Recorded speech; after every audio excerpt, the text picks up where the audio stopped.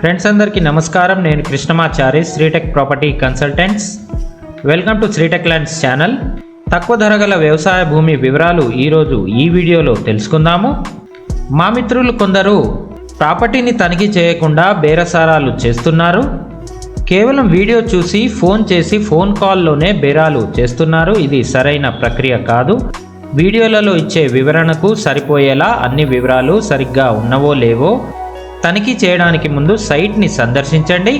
అన్ని వివరాలు నిర్ధారించుకోవడానికి ఇరుగు పొరుగు వారు లేదా స్థానిక అధికారులతో మాట్లాడండి. అన్ని సరిగ్గా ఉంటే అప్పుడు ఆస్తి యజమాని లేదా భూస్వామితో బేరసారాలు చేయండి.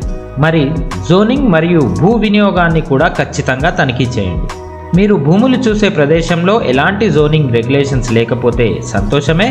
ఆ తర్వాత ఆస్తి యొక్క ఉద్దేశాన్ని కూడా ధృవీకరించండి.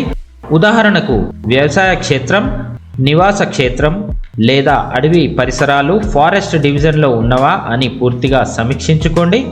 మరియు ఎటువంటి చట్టపరమైన పరిమితులు లేకుండా చూసుకోండి.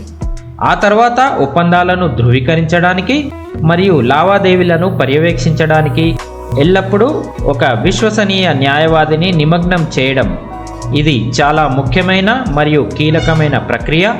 అవాస్తవ ఆఫర్ల పట్ల జాగ్రత్తగా ఉండండి.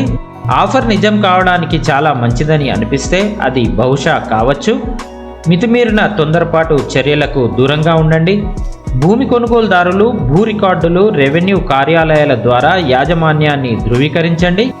నీటి లభ్యత, రహదారి కనెక్టివిటీ మరియు మట్టి నాణ్యతను తనిఖీ చేయండి. పరిష్కారం కాని చట్టపరమైన వివాదాలు లేదా పర్యావరణ ఆంక్షలతో భూమిని కొనడం మానుకోండి. ఇక మీరు చూస్తున్న వ్యవసాయ భూమి 6.5 ఎకరాలు.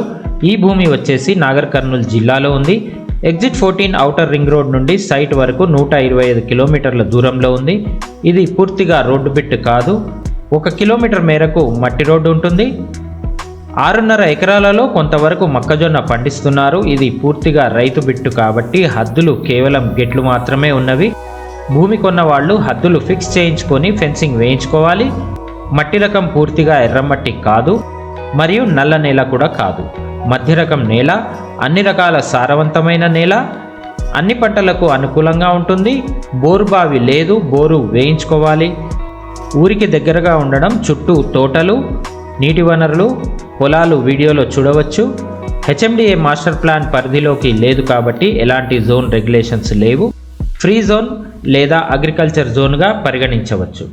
పూర్తిగా ఊరికి దగ్గరలో ఉన్న భూమి ఫామ్ హౌస్లకు, వ్యవసాయ కార్యకలాపాలకు ఇది చాలా అనుకూలంగా ఉంటుంది.